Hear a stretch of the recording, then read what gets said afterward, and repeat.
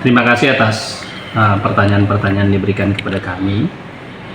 Sesuai dengan yang kami ketahui ya, artinya berdasarkan data-data yang kami miliki sejak tahun 2015 sampai 2024, bahwa untuk penganggaran perjalanan dinas ya, ini fluktuatif ya dari tahun ke tahun.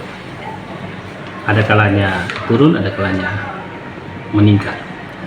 Tentunya bukan berarti anggaran perjalanan dinas ini sengaja untuk dibesar-besarkan ya setiap tahunnya, karena pastilah setiap tahun itu di setiap pemerintahan ada maksud dan tujuan sehingga dibutuhkan adanya anggaran perjalanan dinas yang boleh dikata besar. Nah, kalau kita lihat rata-rata total belanja perjalanan dinas dari tahun 2015 sampai 2024, mungkin data-datanya sudah sempat dipublikasikan hari-hari sebelumnya. Tidak terlalu besar deviasi yang kita lihat kalau dirata-ratakan. Ya, berkisar di 60 sampai 70. Bahkan pada tahun 2019 ya, era sebelumnya itu sempat total belanja perjalanan dinas untuk anggaran itu mencapai 78,6 miliar dengan realisasinya pada waktu itu sebesar 69,4 miliar. Nah, yang menjadi persoalan sekarang, kenapa ada yang menyampaikan bahwa penganggaran belanja perjalanan dinas untuk tahun 2024 terlalu besar, padahal angkanya hanya 70,5 miliar dengan realisasi sampai bulan Mei, akhir Mei itu baru sebesar 20,2 miliar. Ini artinya sekitar 20% ya. Dan ini mengindikasikan bahwa tidak akan mungkin anggaran 70,5 ini akan terserap semua. Nah, sudah hampir setengah tahun, tapi yang terrealisasi baru 20,2 miliar. Nah, kenaikan ya yang terjadi untuk total belanja perjalanan dinas di tahun 2024 ini pun ya dibanding dengan 2023 itu bukan karena memang ada unsur sengaja menambahkan anggaran, tidak demikian, tapi ada latar belakangnya, yaitu dilatar belakangi dengan terbitnya peraturan Presiden nomor 53 tahun 2023, di mana tentu penganggarannya di 2024. Nah, apa itu? Jadi mekanisme SPJ untuk perjalanan dinas khusus untuk anggota DPRD yang awalnya ad-cost sekarang menjadi lansam. Nah, apa beda ad-cost dan lansam? Kalau ad-cost itu biaya atau anggaran yang dikeluarkan atau yang dibayarkan kepada setiap pelaku perjalanan dinas yaitu anggota DPRD sama dengan apa yang mereka keluarkan, yang dibayarkan oleh anggota DPRD baik ke hotel ataupun tiket pesawat. Tetapi setelah diberlakukannya Perpres 53 tahun 2023, maka di 2024 ini sejak Januari sudah harus dibayarkan secara langsung. Artinya seberapa banyak rencana pengeluaran yang mereka usulkan ya berdasarkan tentu standar-standar biaya yang dijadikan referensi untuk mereka menyusun rencana anggaran biaya perjalanan dinas, sebesar itu pula yang harus dibayarkan. Jadi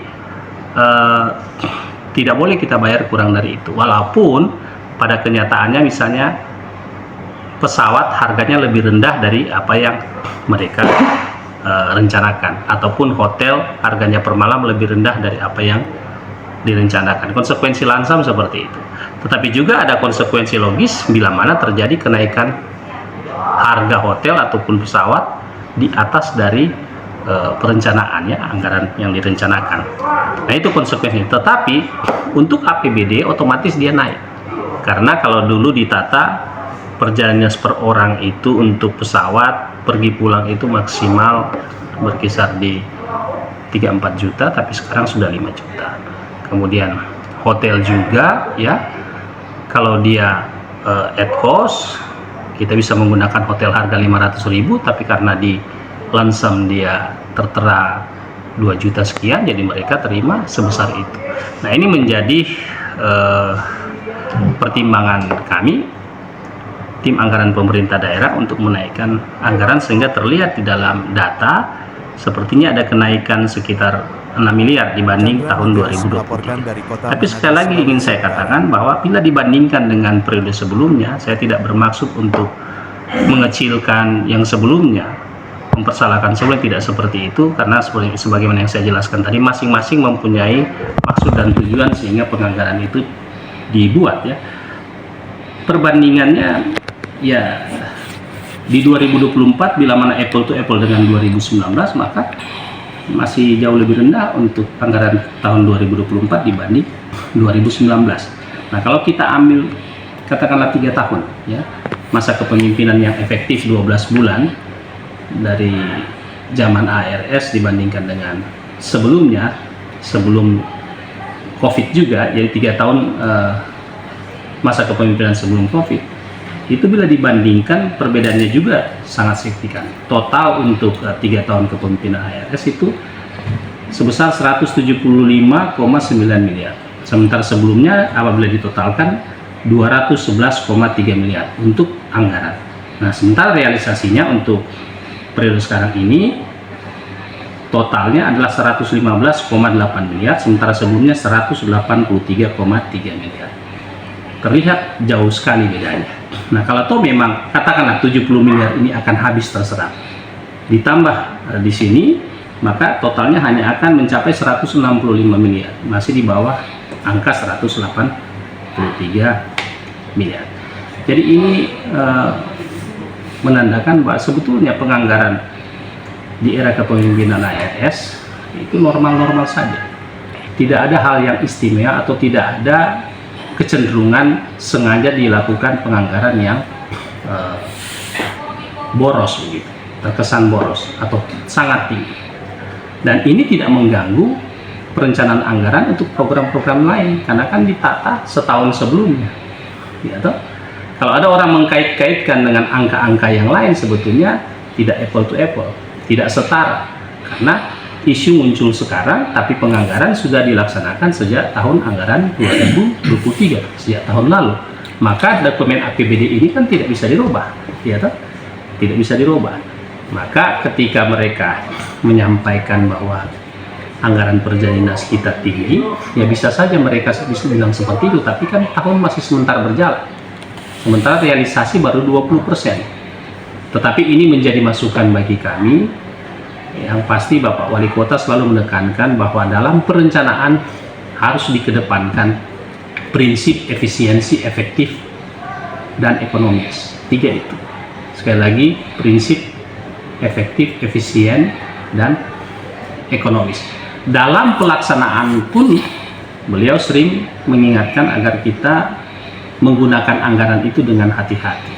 Kalau tidak perlu untuk kita berangkat, ya kita tidak perlu berangkat. Tetapi kan ada perjalanan dinas yang sifatnya wajib.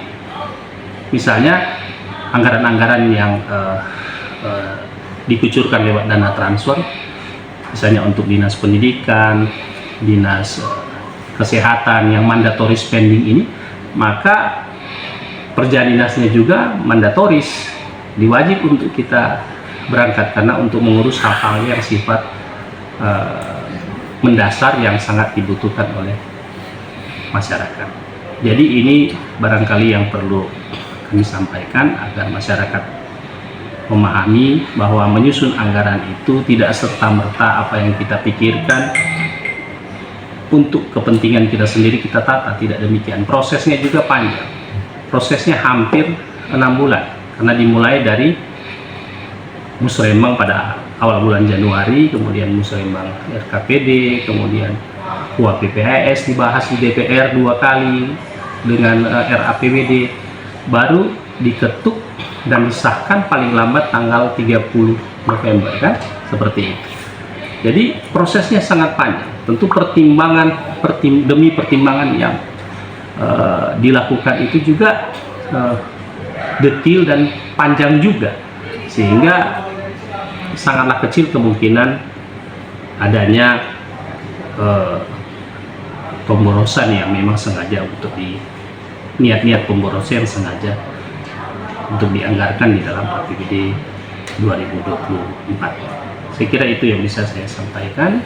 Atas perhatian dari masyarakat sekalian, saya sampaikan terima kasih.